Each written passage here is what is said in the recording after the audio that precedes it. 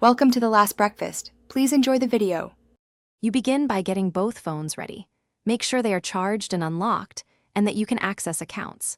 Once done, turn on the sending phone's Bluetooth or hotspot and enable Wi-Fi on the receiving phone so they can detect each other. Make sure location permission is granted if required.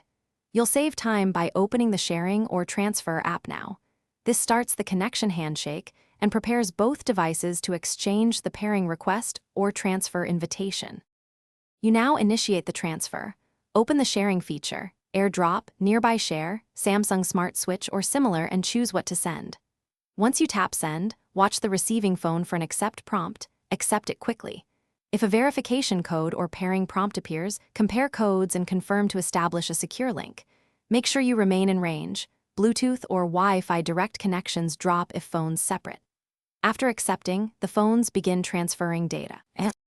You finish by waiting for the completion confirmation, then immediately verify the received items. Open photos, contacts, or documents to ensure integrity and correct permissions. Once confirmed, disable any temporary hotspots or Bluetooth if you no longer need them. If something goes wrong, one key troubleshooting tip is to toggle Bluetooth or Wi-Fi and restart both phones, then retry the transfer. This clears stuck connections and often resolves pairing or transfer. Thanks for watching. If this was helpful, leave a like and consider subscribing. See you next time.